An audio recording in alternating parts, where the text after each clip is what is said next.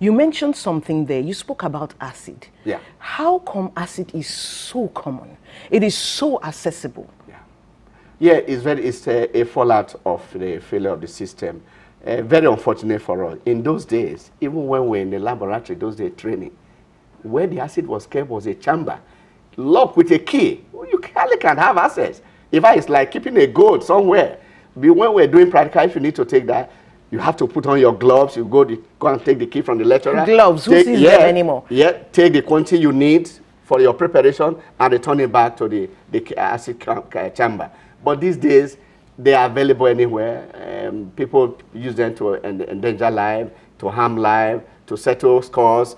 And I think this is not good for us because it will permanent deformation, you know, on the body. We've seen many cases, many scenarios on the dailies of the newspaper.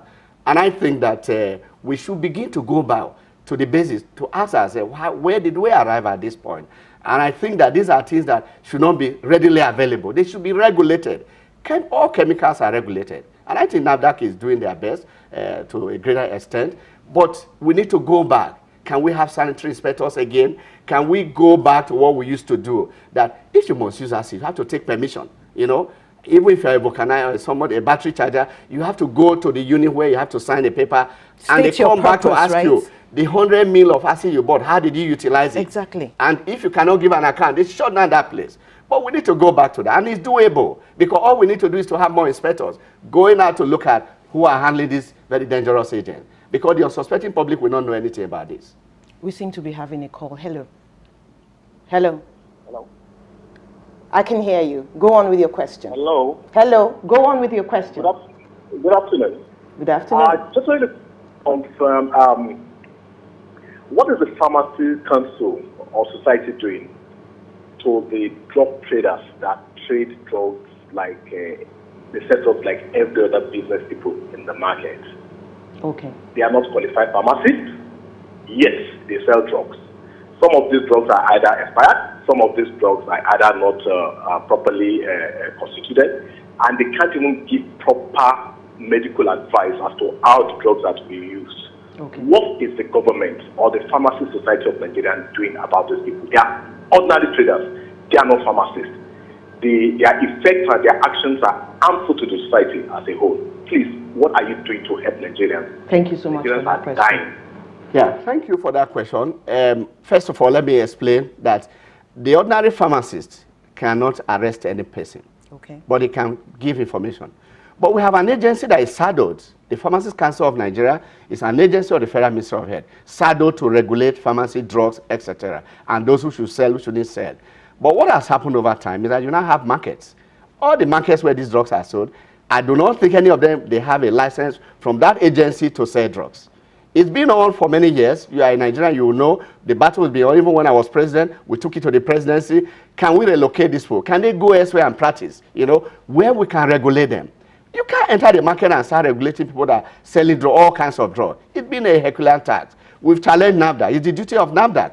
We have a particular section of NAFDAC, a department of NAFDAC, a directorate of NAFDAC, to attend to that, to ensure that those markets, recall that sometime when later Akhimien was alive, he shut down the market for over a month.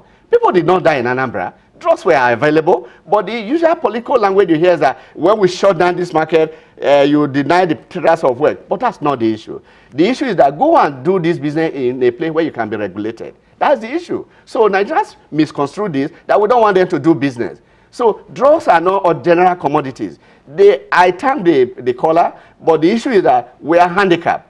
We'll be crying to government to help. Government has the mantle, they has all the wherewithal to attack this aspect. The police are supposed to arrest, they are supposed to prosecute through the agency of NAFDAC, and we don't have that. So it's an issue. We are handicapped, and I think that they should strengthen the Pharmacist Council of Nigeria to collaborate with NAFDAC and ensure that the federal task force is used to raid these people, for them to be properly regulated, to go to a place where they can sell drugs and be regulated. The markets are a disgrace to us. They cannot be regulated, and that is the truth. So those who go to the market to buy, they are risking their lives. They should go to places that are registered by the Pharmacist Council to sell drugs, and that's all I can recommend. Okay, Joseph is asking if taking medication can lead to hepatitis B. Well, hepatitis B is a disease. I do not think it can. We don't know anything like that. It's something that is an infection, okay. you know. So drugs will not give you hepatitis B. It doesn't result to that. I never read anything like now, that. Now, tell us, what would be the effect if somebody takes medication and also takes alcohol? Yeah. Is there anything wrong? Well, it depends on the medication, but most times, you notice most of the drugs we produce will put there, avoid alcohol. If you take something like a benzodiazepine, any of these drugs that will make you to sleep, and you go and take alcohol. Alcohol is a drug. It will potentiate that effect. You become drowsy and confused. Potentiate? Yes. Multiply? Multiply the effect. Multiply the effect so that you become drowsy and sleepy and it could even harm the organ. That's why alcohol must be avoided. Sometimes I tell my clients, please do not take alcohol with this drug. Sometimes the effect could be very terrible. The side effect they feel, you know. So alcohol is not an agent to swallow drug. We never recommend that. We recommend water, maybe milk or food, you know. We never recommend alcohol because alcohol is used in most of these agents to prepare syrups. And therefore, you'll be doubling the quantity of the drugs. And that can lead to some toxicity. Okay, we're having a call. Hello. Hello? I think we lost our call. Hello, good afternoon. Okay, good afternoon. Good afternoon. Can you hear me? Yes, we can. Ask your question. Ask your question, Yeah. we can hear. Then I just want to shift into what okay. It's just a contribution to what the doctor is saying there. Yeah, he said the issue of education, it is very, very vital. I am a social worker. Even though you have a pharmacist there, if he or she cannot speak the local language, it's going to be a challenge. Those people you are discussing to, the people at the local community, you need a pharmacist there that will speak their language. So the issue of education is as essential as the dispersing of a drug. They need to understand the language. If you even put a pharmacist there, if the pharmacist cannot speak the local language, that will still amount to another challenge. Thank you so much, When you are Joseph. putting any pharmacist to any location, make sure the person can understand the language and teach to them there. Thank you, Joseph. I can see you nodding vigorously. Good point. Very good point. I accept that. Okay, let me just quickly ask this before we totally get out of it. These days, there are a lot of creams and soaps. You can hardly see anyone without white there. Something white, whitening this, get white that. And one begins to wonder, are these things regulated? Are they allowed? Well, don't forget, the mandate of NAFDAC is to regulate drugs, cosmetics, foods, water, all sorts of all chemicals. That agency is saddled to regulate them. So they have the powers, they have the department, they have the directorate department to go out. And even when before you import and import, you bring them in, they need to also regulate them, they check them. But sometimes, you know, we have loopholes, we have porous borders, anything can come in. And I think sometimes the agency is overwhelmed, but these are things that they are supposed to be regulated. Okay. Finally, tell us, how do we store our drugs?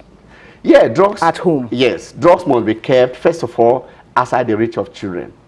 In a cupboard, far away that they cannot touch it.